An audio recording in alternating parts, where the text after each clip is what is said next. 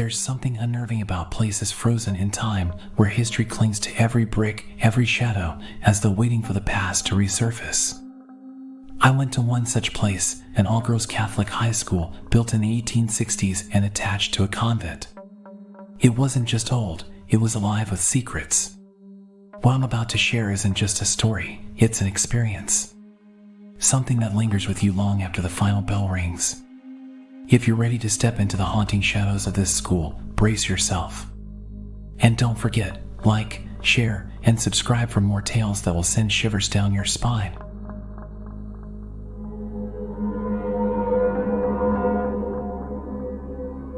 The school was beautiful, almost mesmerizing, but it carried an unmistakable weight. Its Gothic architecture, high-arched hallways, and intricately carved woodwork made it feel like a miniature Hogwarts. But beneath the beauty was something unsettling, a constant, eerie vibe. The auditorium on the 4th floor was the crown jewel of creepiness. Grand and imposing, it had gold-painted Latin phrases on the walls, Art Deco embellishments above the stage, and enormous maroon velvet curtains that cast the room in perpetual twilight. For many of us, it was a place of fascination and fear, especially after hearing the stories about a former boarding student who, in the late 1800s, jumped from the catwalk just outside the auditorium. They said her spirit still roamed, and for all we knew, she might just have been curious about the girls who now filled the halls she once knew. Between 2006 and 2010, when I was a student, cell phones were becoming common for the first time. Girls would bring their phones everywhere, only to have them vanish mysteriously, sometimes in the middle of play rehearsals in the auditorium. What made it even stranger was where they'd turn up. Scripts for plays and phones would reappear in the oddest places, tucked inside cabinets no one ever used or perched high on the edge of the stage lights where no one could possibly reach. It was as if the spirit wanted to join in on the fun, or remind us she was still there. But she wasn't the only spectral presence in the school. The Grey Nun was another. Unlike the Sisters of Charity who taught us, the Grey Nuns hadn't been part of the school for decades.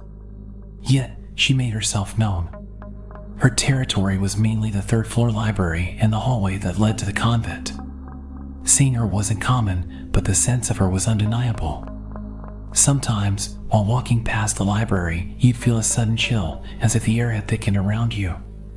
Once, I swear I saw a flash of her shadow as I passed, but when I turned, there was nothing but silence. It wasn't just sightings or misplaced objects, though. The entire school seemed alive in ways it shouldn't have been.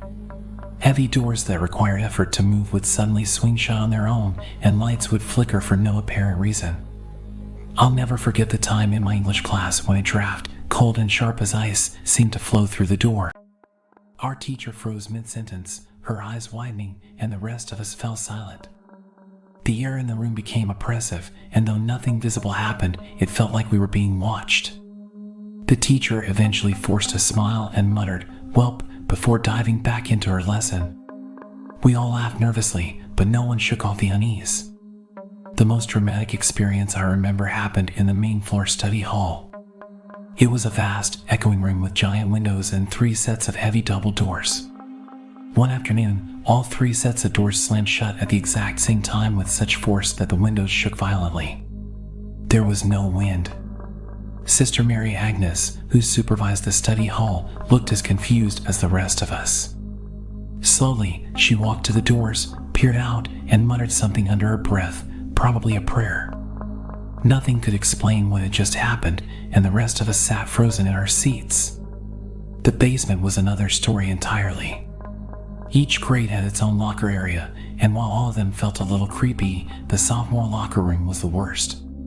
It was tucked away in a back cove, far from the main hall, and had an oppressive energy that no one could explain. Plumbing for the old showers and sinks had been disconnected decades ago, yet students would often hear water running, showers hissing, sinks gurgling, even toilets flushing, despite no functioning pipes. The boiler room nearby only added to the unease. Sometimes a nun would appear out of nowhere from the storage area, startling us, and then casually ask for help carrying supplies. But even the living nuns couldn't mask the sense that something or someone else lingered there. Despite the creepy encounters, there was an odd comfort in knowing we weren't alone.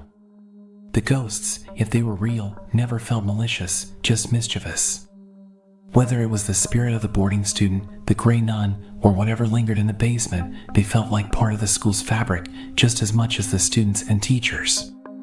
Even now, years later, I think back to those experiences with a mix of fear and nostalgia. That school was more than just a place of learning, it was a place where the past never truly let go. And maybe, just maybe, that's why it felt so alive. If you found this story as chilling as I did living through it, don't let the spirits be forgotten. Hit that like button, share with your friends, and subscribe for more tales of the unexplained. Let's keep these stories alive, just like the spirits that inspired them.